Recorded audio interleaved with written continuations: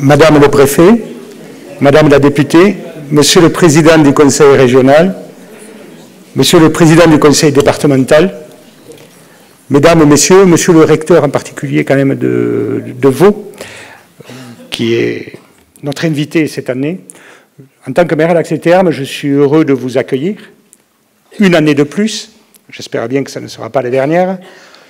Et comme l'an dernier, je vais me faire l'ambassadeur de la ville d'Ax-les-Thermes, non pas pour vous vanter nos qualités d'accessibilité par le train, par la route ou par le numérique, mais au contraire, prendre un peu le contre-pied. Je vais évoquer l'an dernier que pour les Digital Detox, nous avions encore quelques rares lieux dans lesquels vous pouvez vous ressourcer sans ordinateur et sans téléphone. Il en existe encore quelques-uns.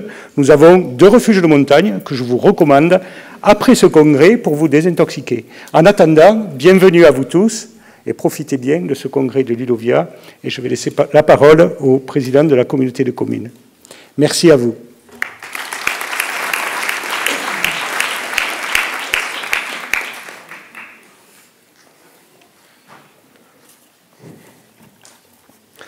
Mesdames, Messieurs, c'est la 12e année consécutive que Ax-les-Thermes a une allure de petite ville universitaire, avec Ludovia qui est en pointe sur la réflexion concernant le numérique. J'ai le plaisir d'accueillir aujourd'hui un représentant de la haute école pédagogique du canton de Vaud, et nous avons pu voir tout à l'heure les évolutions et les avancées dans ce domaine-là, notamment par rapport à la web radio. Le thème cette année est l'appropriation du numérique par les collectivités. J'étais moi-même ancien enseignant, ancien instituteur, donc j'ai pu mesurer les progrès de ce côté-là. Je vais vous parler du territoire. Le territoire des Vallées d'Ax, depuis 8 ans, a pris la compétence du service des écoles, c'est-à-dire tout le fonctionnement des écoles. Cela nous a permis d'assurer le même service de qualité pour tous les élèves du territoire, qu'ils soient de l'hospitalet ou de l'entrée des Vallées d'Ax, c'est-à-dire de Saint-Sat ou Bouham. Parallèlement, nous avons la gestion du périscolaire, une gestion de qualité qui est pratiquée par l'intercommunalité. Cela nous permet d'avoir une vision globale du territoire avec un projet éducatif cohérent et homogène pour l'enfant qui est au centre du projet. Ces pratiques technologiques d'information et de communication à l'école ont évolué avec un partenariat dans le cadre d'un programme, le programme de l'école numérique rurale, pour lequel les Vallées d'Ax, depuis 1989, ont facturé 70 000 €. Cela concernait du matériel, des connexions, des mises en réseau, des tableaux numériques, partage de ressources. Parallèlement, la configuration des classes rurales et de montagne a évolué, puisqu'il y a encore des classes uniques dans le territoire, avec tous les cours. L'accès aux ressources est ainsi un atout majeur et non plus un handicap dans des territoires de montagne. Les activités périscolaires ont également profité de cette évolution du numérique. Le numérique est un axe de travail fondamental comme la citoyenneté, l'éducation à la citoyenneté ou l'éducation à l'environnement. Pour cela, bientôt, il va y avoir des ateliers thématiques spécifiques. Nous avons également 3 médiathèques sur les Vallées d'Ax. Les ressources numériques, que sont les liseuses, les tablettes, les jeux éducatifs ou les CD-ROM, sont utilisés fréquemment par les enfants du territoire. Le lien avec la politique prioritaire du conseil départemental est évident. Politique prioritaire pour le haut débit, que peut-être le président développera tout à l'heure, pour le haut débit et la fibre optique notamment.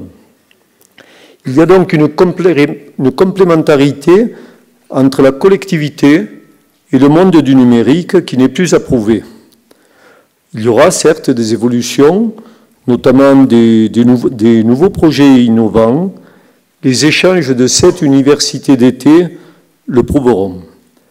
Le numérique a toujours un temps d'avance. Nous avons pu le constater au cours de la visite de l'ensemble des stands. Je voudrais donc, pour une nouvelle fois, vous souhaiter la bienvenue et vous souhaiter une très belle université d'été. Merci.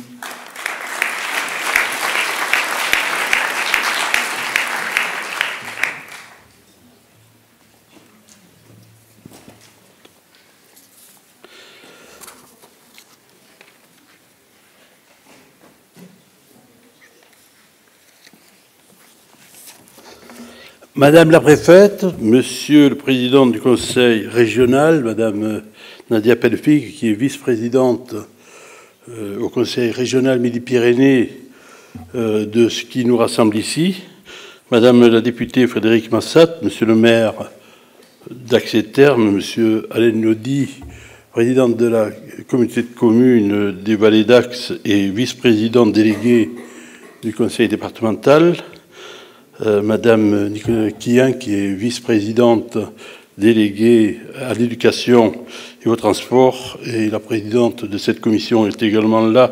Il s'agit de Madame Monique Borde, Monsieur Jean-Yves Capul, directeur du numérique au ministère de l'Éducation nationale, Monsieur Guillaume Van Ist, recteur de la haute école pédagogique du canton de Vaud, Monsieur Alain Grenier, président d'Ariège Expansion, Mesdames et Messieurs, pour la 12e édition, l'Université d'été Ludovia reste fidèle aux Vallées d'Ax du 24 au 26 août 2015. Vous avez compris que le maire d'Ax-et-Thermes, cette belle station été hiver de la Haute-Vallée de l'Ariège, ainsi que le président de la communauté de communes, sont très heureux qu'il en soit ainsi. Et il faut rappeler que Ludovia a fait les premières dents à l'autre bout de l'Ariège, à Saint-Lizier, et en vend d'élire domicile, donc à Ax-et-Thermes. L'ensemble des personnalités présentes, dont les représentants de la Suisse romande, témoignent de l'engouement pour cette manifestation que le département de l'Ariège, à travers mes propos, est fier d'accueillir. Et comme nous avons l'habitude ici de dire « mon verre est petit mais je bois dans mon verre », je vais vous dire aussi que l'impact économique est très important, puisqu'il y a près de 600 inscrits, avec 90% qui viennent hors du département, avec un impact économique qui n'est absolument pas négligeable pour notre vallée, pour notre département, surtout à la fin de la période des vacances d'été. Alors cette année, le thème central auquel intervention, table ronde et ateliers feront référence est numérique et éducation entre appropriation et détournement, tout un programme.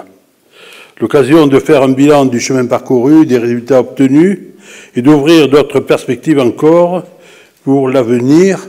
Éric Fourcault, qui est le chaperon de cette organisation pour le compte d'Ariège Expansion et du département de l'Ariège, avec le concours de la communauté de communes d'ici, me disait qu'il y avait un réseau de 100 experts numériques qui sont chapeautés par le ministère de l'Éducation nationale et qui viennent ici avec le réseau d'appui d'enseignement Midi-Pyrénées ainsi que Canopé, qui nous a été, dont les responsables nous ont présenté les prouesses du numérique. Ces nouvelles technologies ont-elles tenu la promesse en ce qui concerne l'éducation, la formation des jeunes, le service attendu par la communauté éducative? Chacun apportera la réponse qui lui convient. Elles ont pu cependant développer, via l'espace numérique de travail notamment, la notion de partage et de création et d'expression collective. On en a eu un aperçu avec le témoignage d'une prof de lettres qui nous a fait revivre sous nos yeux Voltaire. Elles permettent aussi l'aide personnalisée. Leur accès est possible à tout moment par Internet. Les manuels numériques ont permis d'alléger les cartables par poids. Un grand nombre de services est mis à disposition des élèves, des professeurs et des parents. À ce titre, les appropriations sont très diverses et positives. Je sais que je ne me vante pas, en prononçant ces propos, je ne me vante pas de fil à couper le beurre. mais cela va sans dire, mais cela va mieux en le disant. Ces réalisations, en forme de promesses tenues par les nouvelles technologies, ont-elles des limites? Quelles nouvelles exigences imposent-elles aux utilisateurs? La société est-elle sur le point de devenir immatérielle? Je ne répondrai pas. Comment peut-elle faire face aussi aux détournements qui surgissent et qu'elle n'avait pas prévus? Je ne réponds toujours pas. Aucun n'évoque ainsi l'abondance et la surcharge d'informations, le renouvellement constant d'idées en matière d'usage afin de maintenir la motivation et l'envie d'apprendre, les problèmes techniques qui surgissent sans prévenir et la capacité d'adaptation des utilisateurs, le fossé entre ceux qui ont accès à ces technologies et ceux qui n'y ont pas accès. Dans ces pays de montagne, nous en savons quelque chose et j'y reviendrai un peu plus tard. Il faut rappeler que les nouvelles technologies restent des outils, et seulement des outils, à utiliser en tant que tels. Et le développement des ressources numériques ne constitue pas une fin en soi ou un objectif à atteindre. De nouveaux termes, sigles ou acronymes fleurissent aujourd'hui. Flipped, Classroom ou pédagogie inversée est une stratégie d'enseignement où la partie magistrale du cours est donnée à faire en devoir à la maison et les traditionnels devoirs et exercices d'application sont réalisés en classe. Que de progrès, que de perspectives. BIOD, qui désigne l'utilisation de son matériel informatique personnel tel que tablette, PC, portable, smartphone en milieu professionnel. MOOC, réunion en ligne de participants qui échangent des savoirs et des expériences. Je ne suis pas un savant, je sais lire ce qui m'a été préparé. Ils en sont, à n'en pas douter, l'annonce d'une révolution, la course incessante aux nouveaux usages qui ne fait que commencer. C'est bien pour relever ce challenge vital que le département de l'Ariège, département axé avec une façade métropolitaine, mais aussi département rural, urbain et montagnard, s'est engagé il y a 10 ans avec le soutien de la région Midi-Pyrénées et de son président Martin Malvy, que je salue très fort, ostensiblement, dans une politique d'investissement en équipement haut débit. Ce qui est vrai pour l'éducation l'est aussi pour l'économie, le tourisme, la vie en général. On voit bien aujourd'hui, alors que se dresse devant nous le challenge du très haut débit, combien la perception des élus sur ce sujet a changé en 10 ans. C'est une litote. En 2005, sous l'impulsion de mon prédécesseur, le président Augustin Bonrepos, dont le nom résonne dans les vallées qui nous entourent, et ce n'est pas peu dire, le département a visé juste et a pris de l'avance dans cette dynamique. Un nouveau projet a été décidé par la commission départementale dans un schéma directeur d'aménagement numérique. Ce projet porte pour ambition d'offrir en 2020 à toutes les Ariégeoises et tous les Ariégeois à leur lieu de domicile et de travail 8 mégabits minimum et de relier directement par la fibre optique les 2 tiers des abonnés qui seront ainsi à un débit bien supérieur à 8 mégabits. Ces investissements d'un montant évalué à 67 millions d'euros, pour vous donner un ordre d'idée, au niveau national, ça doit avoisiner les 150 milliards d'euros. Sont d'une grande importance pour le département et nous savons pouvoir compter sur le soutien de l'État, représenté par Madame la préfète ici, et de la région Midi-Pyrénées, représentée par qui vous savez. Dans le contexte actuel, il faut garder à l'esprit que le développement du numérique, et en particulier de ses usages à l'école, ne peut se faire que dans le cadre d'une démarche concertée et cohérente. C'est un message non subliminal entre l'État, les collectivités territoriales et les établissements scolaires, dans le respect des compétences et des moyens de chacun. C'est tout le sens de ces universités d'été Ludovia, organisées depuis 10 ans ici, je vous l'ai dit, par le conseil départemental, ex-conseil général, qui est devenu départemental, et également Ariège Expansion, qui est resté Ariège Expansion durant ce laps de temps. La réflexion engagée en 2012 sur la refondation de l'école a abouti en 2013 sur un nouveau partage des compétences qu'il faudra mettre en œuvre en bonne intelligence c'est une heureuse perspective, et en tenant bien compte des vraies contraintes du monde réel. Quelqu'un a dit, je ne sais plus qui, que les choses ne changent pas, seul le regard que l'on porte le change, où le virtuel rejoint le réel.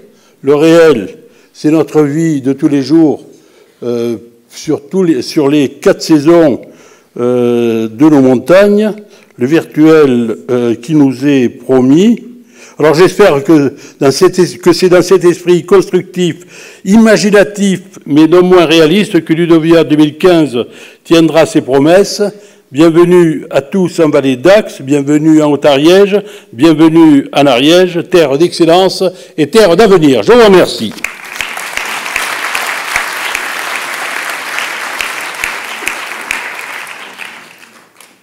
C'est moi qui vais avoir le bonheur d'annoncer M. Martin Malvy, président du Conseil régional Midi-Pyrénées.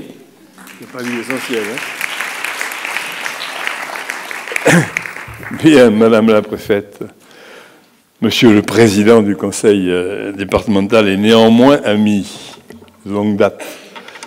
Monsieur le maire, Monsieur le président de la communauté, Madame le député, Madame la vice-présidente, je dis Madame la vice-présidente du Conseil régional parce que, contrairement à ce qu'était le premier Ludovia. J'y étais.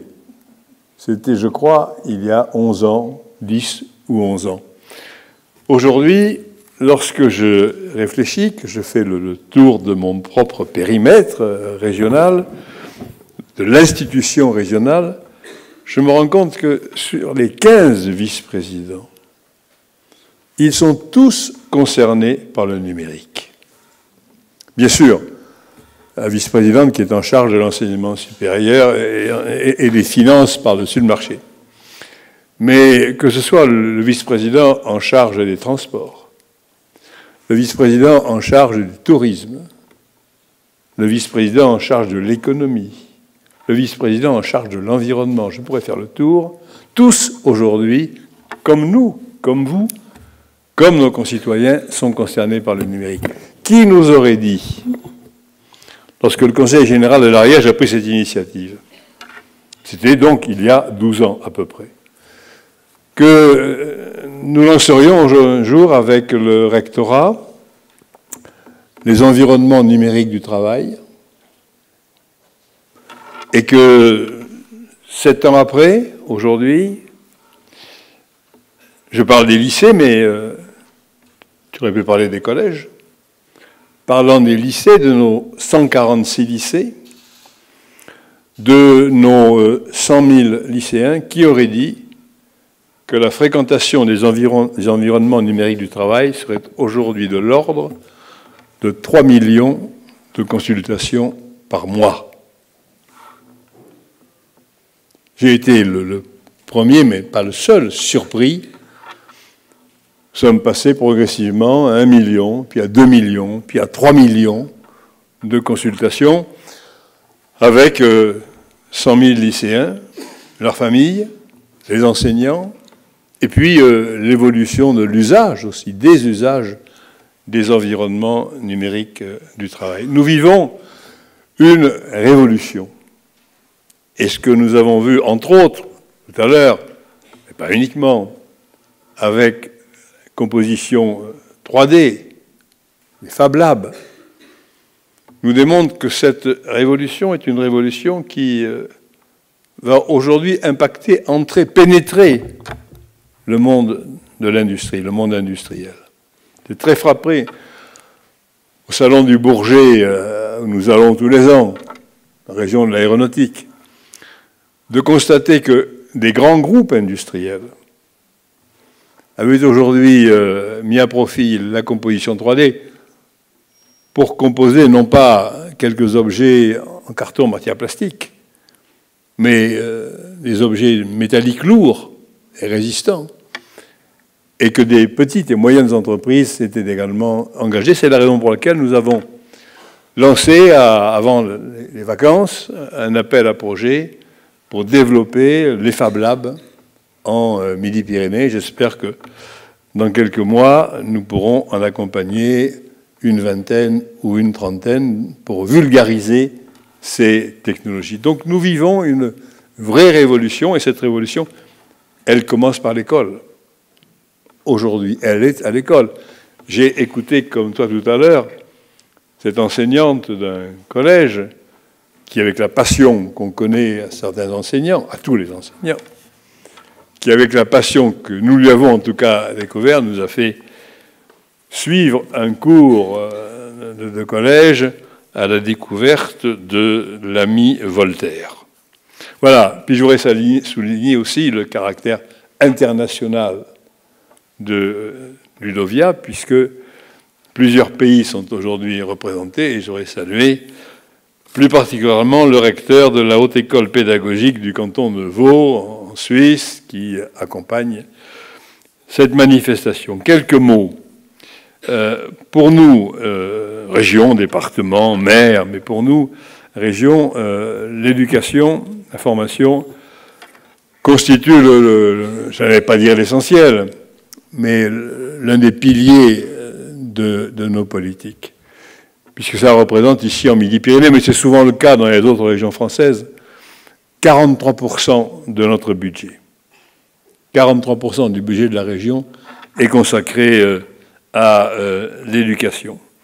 Et nous sommes parfaitement conscients des défis qui aujourd'hui dépassent ce qu'ils étaient il y a 10 ou 15 ans, ou qui dépassent même ce qu'a été la décennie passée, de remise à niveau des établissements, de réaménagement des internats, de reconstruction des ateliers. Mais le défi du numérique, avec cette réflexion que vous aurez, je pense, peut-être tout à l'heure, sur celle de la Fondation du travail et technologie de Namur, qui s'interroge ou qui relève que ce n'est pas parce qu'un jeune, un enfant, né avec le numérique, se passionne pour le numérique, pour le jeu du numérique, pas pour autant qu'il se prépare forcément à en user dans sa vie professionnelle. Il y a une fracture à éviter entre ce jouet, ou ce fait que dès la maternelle, on rentre aujourd'hui dans le numérique, et le fait qu'il faut ultérieurement s'en servir et l'appliquer, avec cette inégalité qui pourrait venir. Nous avons redouté, elle existe encore, la fracture sociale du numérique, et c'est la raison pour laquelle nous avons les uns les autres, départements, régions, décidé de permettre, je prends cet exemple, aux lycéens ou aux collégiens d'acquérir des tablettes dans des conditions différentes selon les régions. Mais nous, c'est tous les ans à peu près 13 000 tablettes qui sont acquises par les lycéens à l'entrée en seconde, en fonction du revenu des parents. La fracture territoriale, je dirais un mot, c'est-à-dire l'accompagnement territorial du haut débit, terrible fracture numérique qui serait celle de territoires dotés de haut et très haut débit et de territoires qui ne le seraient pas. Ce serait pire peut-être, ou en tout cas équivalent à ce que aurait été la fracture s'il y a 50 ans, 60 ans, 70 ans, ceux qui étaient là à notre place n'avaient pas conduit l'eau jusqu'à la dernière ferme du village, l'électricité ou le téléphone filaire. C'est la même chose aujourd'hui avec le numérique. Mais la fracture aussi sur le côté éducatif et la mise en œuvre de ce que est naturellement pour nos jeunes l'application et la pratique du numérique. Voilà. Aujourd'hui, les ordinateurs, les régions le font, les vidéoprojecteurs interactifs, pratiquement aujourd'hui, un vidéo sur deux est un vidéoprojecteur interactif. Les usages, j'ai évoqué l'environnement numérique du travail. Dans les infrastructures des réseaux, et tu viens d'en parler, le très haut débit dans tous les lycées, c'est fait. Les 146 lycées sont accordés en très haut débit depuis maintenant 2 ans. C'est un coût pour la région, il faut bien le savoir. Nous sommes sur un réseau, Aster, c'est plus de 11 millions d'euros depuis que tous les lycées sont raccordés. C'est désormais la maintenance informatique. Madame le préfet, je vais dire tout le bien que je pense de l'État pour ce qui est de la couverture territoriale. J'en dirai tout le mal pour la manière dont a été transférée la compétence sur la maintenance, puisqu'elle a été transférée sans compensation financière. C'est un débat que nous avons eu en d'autres instances, et je précise tout de suite que vous n'y êtes pour rien. Et puis, le président de la République a lancé, il y a peu de temps, quelques mois, l'idée d'une grande école du numérique. Justement, pour ces jeunes, ou prioritairement pour les jeunes décrocheurs. Mais pas seulement les décrocheurs du lycée, ceux qui sortent avant un diplôme, ceux qui n'arrivent pas à la primaire, ceux qui n'arrivent pas à avoir le bac, ceux qui décrochent un peu plus tard dans l'enseignement supérieur.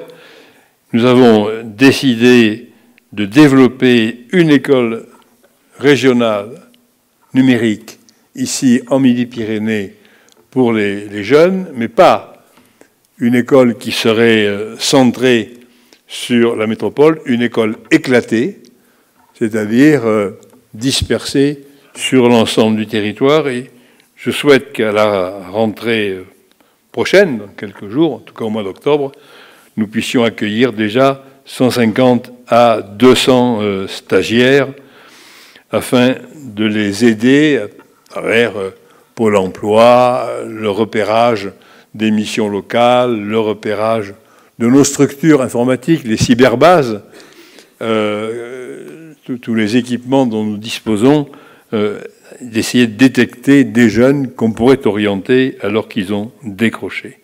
Voilà, le très haut débit sur le territoire, je pense qu'on y est, et il faut le dire, parce que trop souvent, nos concitoyens du monde rural ont le sentiment qu'ils sont laissés à l'abandon. Tu as évoqué l'effort considérable. Pour cette région, la première phase du raccordement général au haut débit et très haut débit, avec la boucle de cuivre pour certains, la fibre, voire le satellite, c'est une première opération à 750 millions d'euros, ce qui est considérable comme investissement. Les départements s'y sont tous investis. L'État fera sa part d'une manière conséquente, puisque nous estimons à 230 à 240 millions, ce que sera la participation de l'État à cet équipement du territoire régional, et la région, quant à elle, s'investira à hauteur de 120 millions d'euros pour accompagner précisément les départements et les communautés. Reste, on pourrait en dire un mot, les filières des TIC, la filière des TIC, qui est importante dans cette région, je le dis pour ceux qui n'en sont pas, puisque il y a plusieurs milliers d'entreprises qui sont dans le secteur du numérique. Nous accompagnons celles qui ont besoin d'être régionales. Nous en avons accompagné en 2014 65 dans leur modernisation. D'ailleurs, des entreprises ariégeoises du numérique, il n'y a pas que les entreprises toulousaines. Nous accompagnons également la structuration du club Digital Place, qui est le cluster des entreprises du numérique en région. C'est-à-dire qu'aujourd'hui, effectivement, le numérique a pénétré totalement notre société et que nous devons l'accompagner dans tous les domaines. J'ai évoqué la culture tout à l'heure ou le tourisme. Le tourisme, les sites Internet font florès. Il en va de même dans le domaine de la culture. Donc, continuons et continuez. Puis cette réflexion qu'il faut avoir, je crois, qui me paraît essentielle, sur comment accompagner des jeunes qui naissent avec le numérique comme nous sommes nés, nous, non pas nous, ceux qui nous ont précédés avec la plume sergent-major, nous c'était déjà le BIC quand nous sommes nés, comment les accompagner à passer du ludique au professionnel. C'est ça le grand enjeu auquel, je crois, nous sommes aujourd'hui confrontés. Donc, bonne journée à Ludovia pour cette nouvelle édition.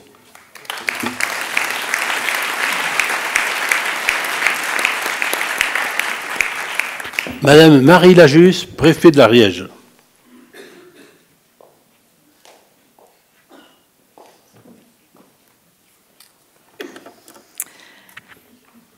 Monsieur le maire d'Ax, que je remercie très chaleureusement de son accueil, Monsieur le président du conseil régional, Monsieur le président du conseil départemental, Madame la députée, Monsieur le recteur de la Haute École pédagogique du canton de Vaud, Mesdames et Messieurs, ce Big Bang numérique d'où nous vivons, avec quelle splendeur, je dirais, dans cette commune d'Ax, qui est devenue la capitale du monde aujourd'hui, en connexion avec la Nouvelle-Zélande, avec l'Australie, avec le Cameroun, avec la Suisse, avec n'importe quel autre point de ce village monde dans lequel nous vivons. C'est bien le numérique qui nous donne la possibilité aujourd'hui, à Ax, à Foix, à Toulouse ou ailleurs, de prendre une part dans ce grand puzzle qui ouvre des possibilités qui, dans ces territoires de montagne, que certains disent enclavés, n'existaient pas il y a quelques années.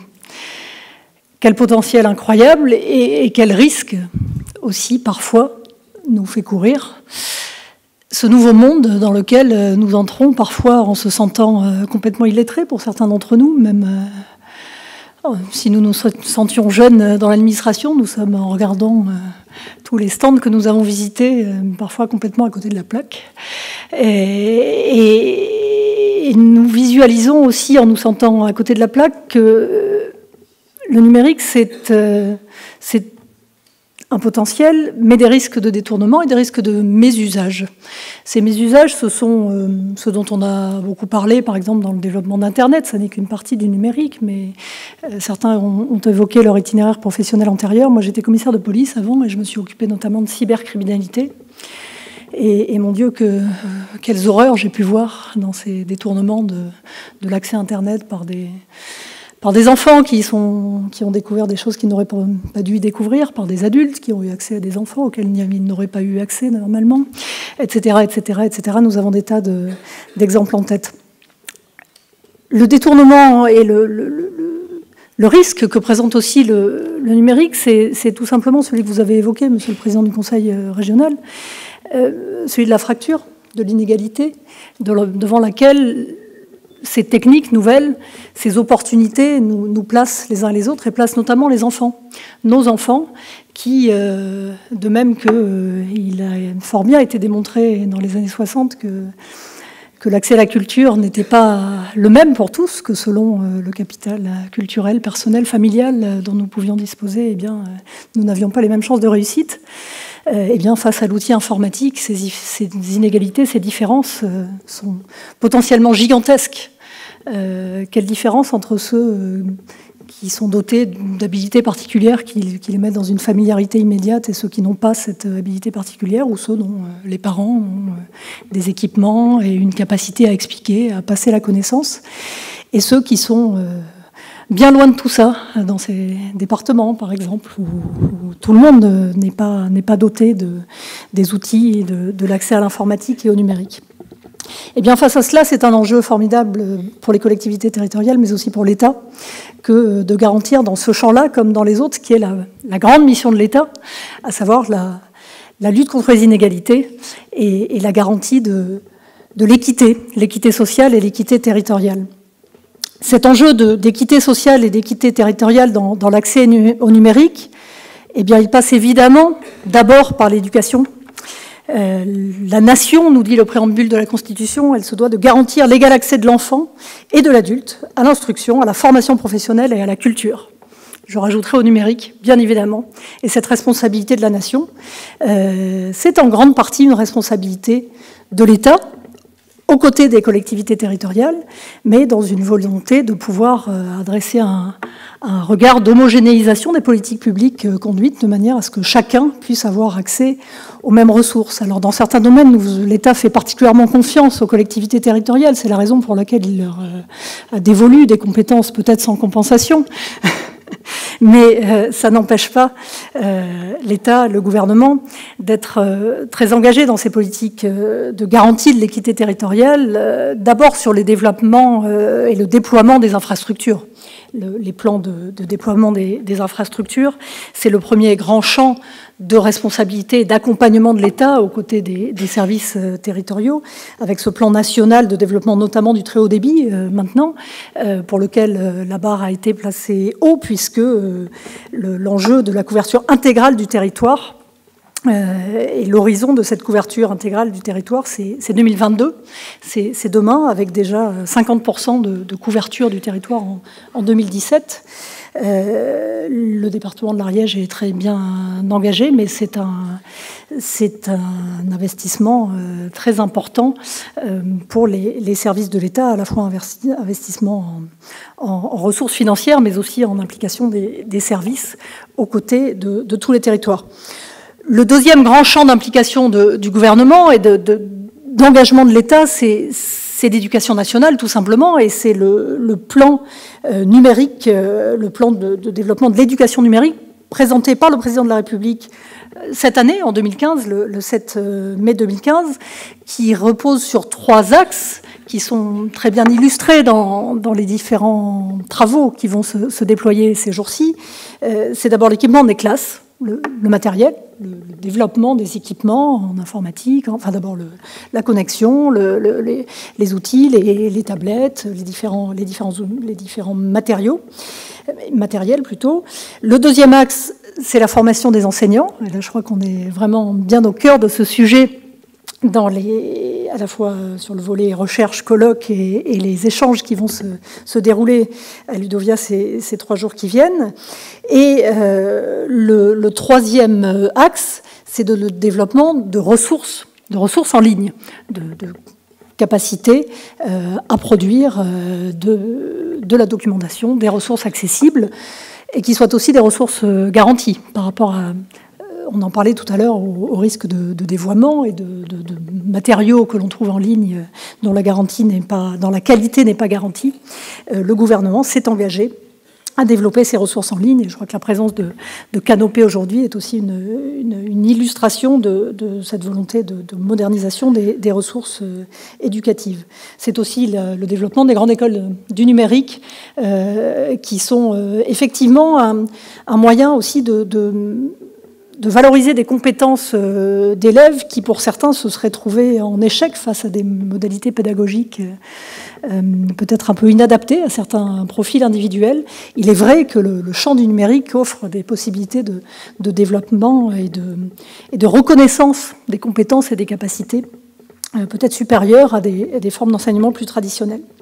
Alors comment ces enjeux s'incarnent-ils dans un département comme celui de l'Ariège, département nouveau pour moi, puisque je suis préfète de l'Ariège depuis le mois de juillet, mais qui illustre des problématiques que l'on retrouve bien ailleurs. C'est un département marqué par des difficultés de circulation, par des difficultés de développement des infrastructures, par des questions d'enclavement. Et à cet égard, je crois que ce que l'on voit aujourd'hui présenté dans cette ville d'Ax-les-Thermes est vraiment une illustration splendide de ce que le numérique peut et va désenclaver, va donner des libertés, donner des compétences qui n'existaient pas hier. C'est la possibilité pour un individu seul dans un village de montagne de devenir un chef d'entreprise connecté avec le reste du monde. C'est la possibilité de devenir une star internationale en passant par les réseaux Internet. C'est la possibilité de tenir une conférence ou une réunion en temps réel avec des individus placés aux quatre coins de la planète. Mais je le disais tout à l'heure, c'est aussi un risque, c'est aussi des périls qui pèsent sur nos enfants, sur vos élèves. Il y a beaucoup d'enseignants ici.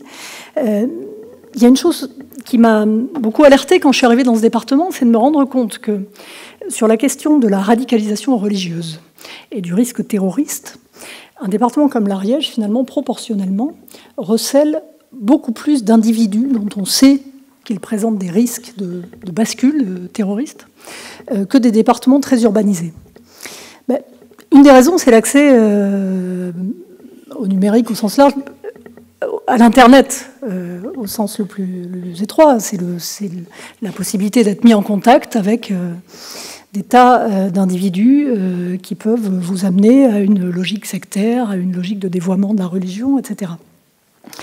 Ceci nous montre bien à quel point dans cet univers ouvert et formidable de potentialités qu'est le numérique, Les jeunes ont besoin d'encadrement, ont besoin de guidelines, ont besoin de formation, ont besoin d'éducateurs.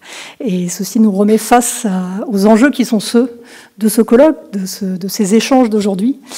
Faire en sorte que la mission éducatrice, qui est celle de tous nos enseignants, qui est de faire de nos enfants des citoyens libres et entreprenants, eh bien, elle ne s'arrête pas aux portes du code ou aux portes de l'Internet.